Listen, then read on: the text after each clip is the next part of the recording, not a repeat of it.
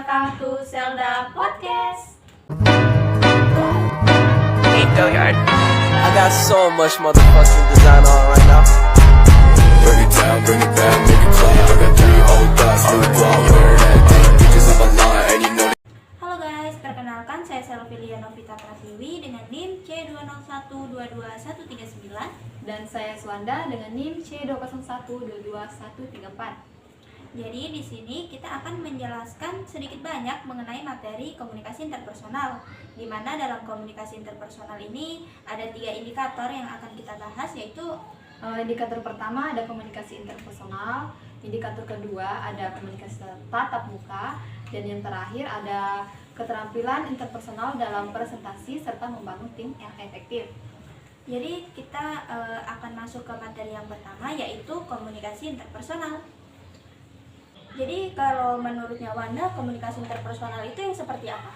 Jadi kalau menurut saya komunikasi interpersonal itu komunikasi yang dilakukan individu untuk saling bertukar informasi. Itu saya sih kalau menurut saya. Kalau menurut Selvi seperti apa? Kalau menurut saya sih komunikasi interpersonal itu seperti salah satunya seperti yang kita lakukan sekarang ini.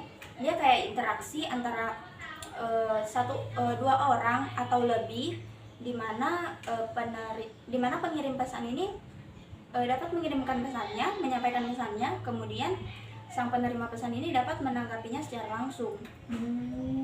Jadi dari pendapat saya dan Selvi tadi dapat kita simpulkan bahwa komunikasi interpersonal itu adalah komunikasi yang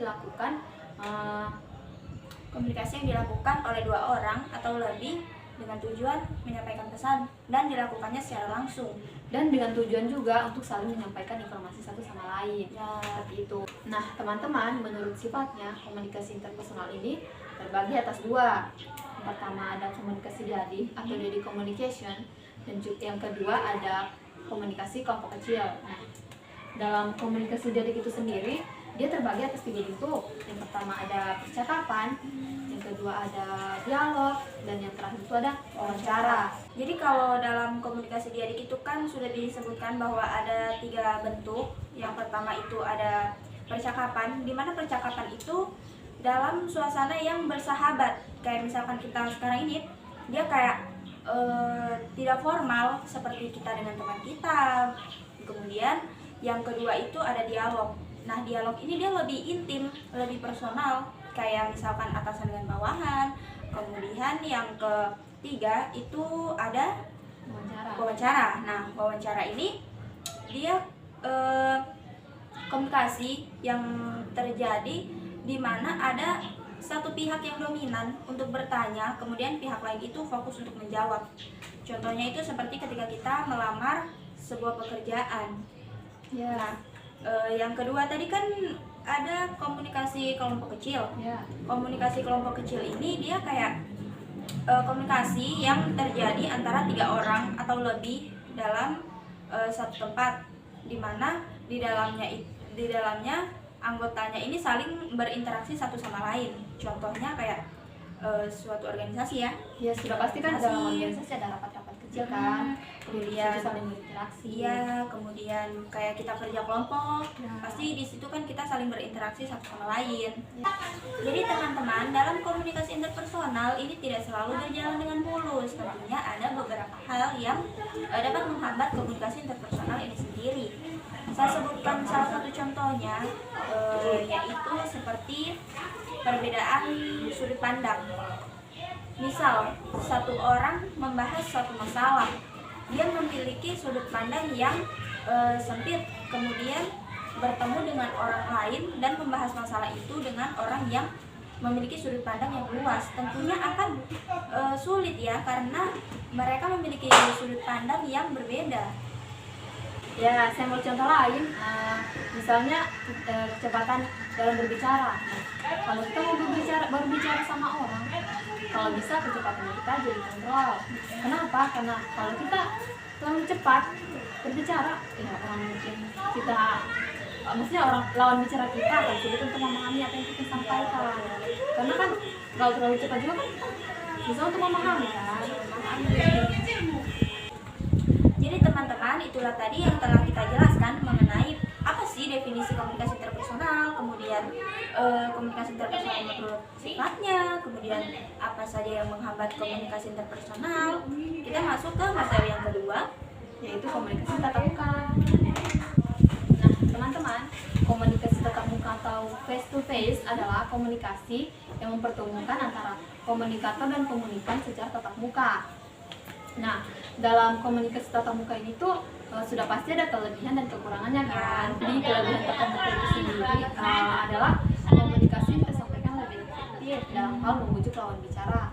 Karena di sini itu kita tidak menggunakan media dalam menyampaikan pesan ya. Terus kita juga bisa melihat langsung reaksi dari lawan bicaranya kita. Gitu. Kalau kekurangannya dalam bertatap muka ini sendiri kurang efektif dalam hal waktu dan tempat, karena untuk bertemu secara langsung pasti kita harus meluangkan waktu kita, kemudian kita berpikir juga kita akan bertemu di mana, jadi kurang efektif untuk waktu dan tempatnya. Nah, teman-teman, dalam komunikasi tatap muka ini ada beberapa tips yang bisa kita lakukan untuk meningkatkan keterampilan komunikasi kita. Sebagai salah satu tips yaitu jangan malu untuk bertanya. Sebagai contoh, kalau di dalam kelas kan, dalam proses perkuliahan ada teman kita presentasikan, kita tidak mengerti apa yang dia sampaikan. Nah, di situ kita jangan malu untuk bertanya. Kenapa harus malu kan? Itu juga teman kita, terus yang dia sampaikan Supaya juga. kita lebih paham juga. Ya, seperti itu. Terus yang kedua itu ada berkomunikasi dengan jujur ya. Berkomunikasi dengan jujur. Kenapa? Karena kalau misalkan kita melakukan komunikasi nih dengan orang, kemudian kita berbohong, pasti kan satu kali berbohong kita akan selalu terus dicap pembohong kan. Ya. Kita harus memberikan first impression kepada orang itu yang baik-baik lah, supaya kita tidak dicap pembohong atau lain sebagainya.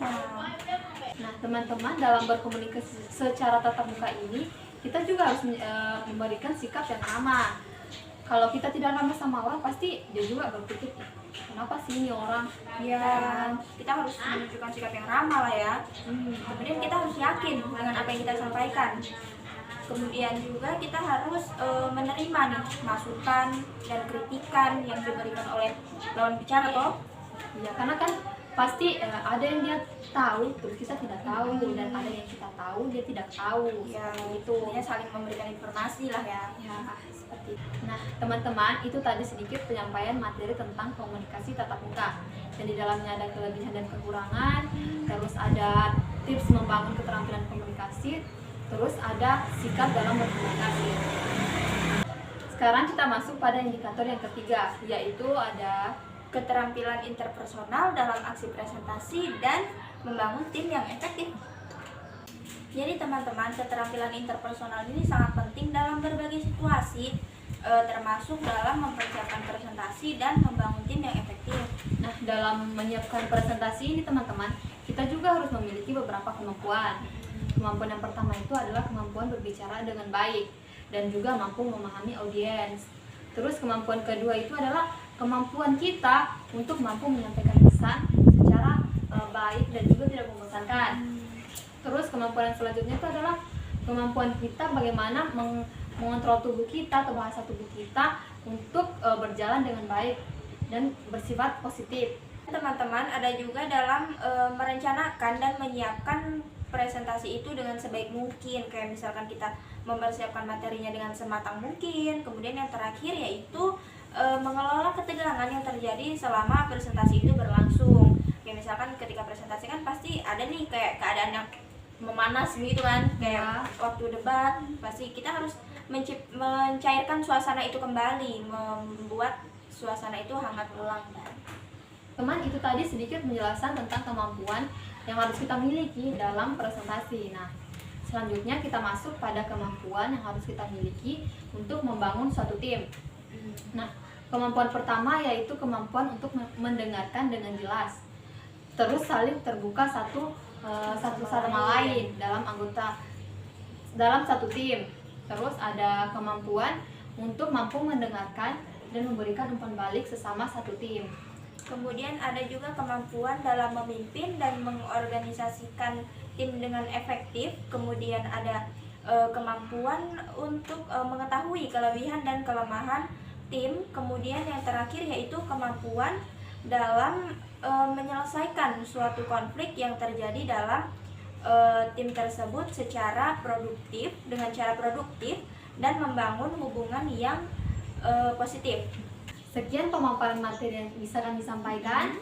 Lebih dan kurangnya mohon dimaafkan, dan semoga apa yang telah kita sampaikan bisa dipahami dengan baik dan mampu diterapkan dalam kehidupan sehari-hari. Sekian podcast dari Selda atau Selvilia dan Suanda, see you, bye-bye!